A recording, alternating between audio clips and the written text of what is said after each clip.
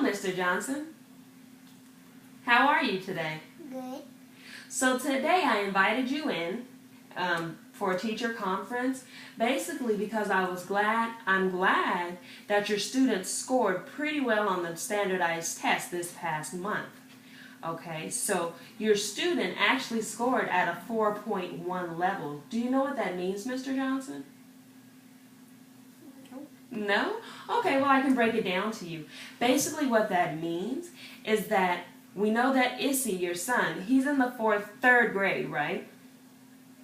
The fact that he scored at a 4.1 level tells us that on this particular test, your son was able to answer various questions. Sorry, are you all right, Mr. Johnson? Okay, your son was able to answer various questions at the 4th grade level, but only at the 4th grade level up to 1 month, into 1 month, okay? So to explain that more deeply,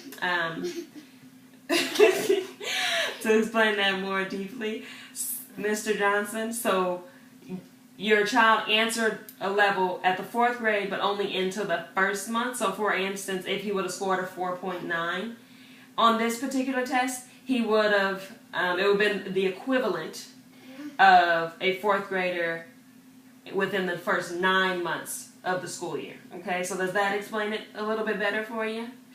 Okay, did you have any questions about this test in particular? Yes. Yes. What do these scores tell us?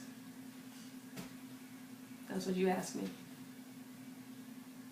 Go ahead. Say, what do these scores tell us? What do these scores tell us About the learning capability about the learning capability of our child.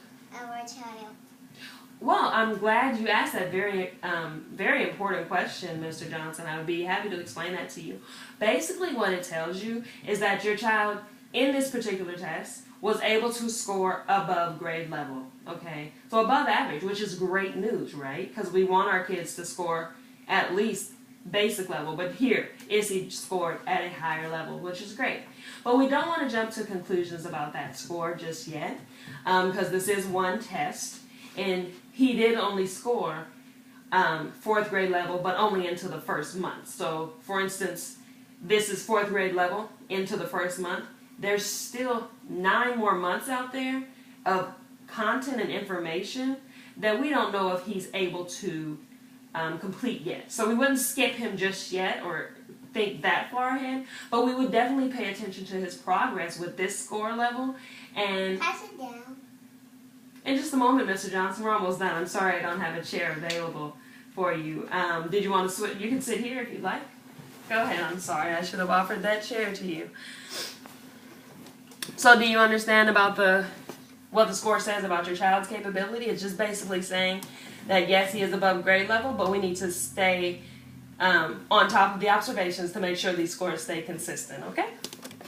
And then, now you ask, how can the scores be used? How can the scores be used To determine if our child, to be determined to our child requires a special program. require a special program? Very good.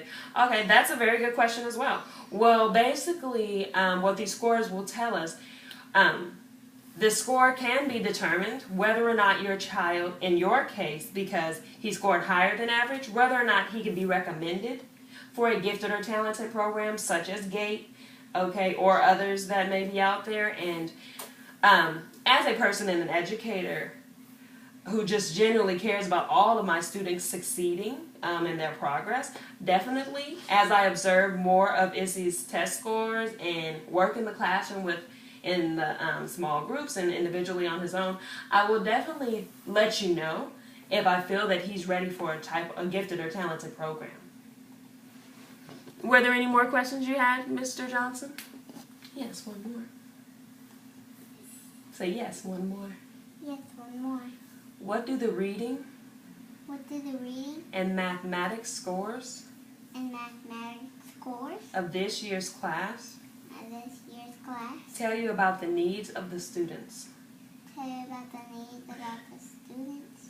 Well, your student, compared to other students in the class, was actually very high because we have dealt with a lot of incoming Spanish-speaking students, and this causes a problem with trying to teach curriculum as well as English development, because we have some students coming in that don't speak any English at all, right? And so we have to transfer that knowledge from Spanish to English, and that can be difficult.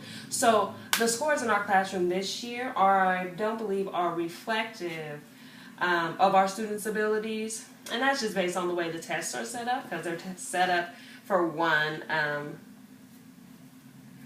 genre of students, but there's so many diverse students in our classroom. But your student is definitely nothing to worry about. He's definitely above average, and we'll keep observing him to make sure he's not getting too bored with the assessment. We'll differentiate instruction for him to make sure he's getting what he needs at an advanced level if that's necessary, so that he's getting as much out of the content as possible.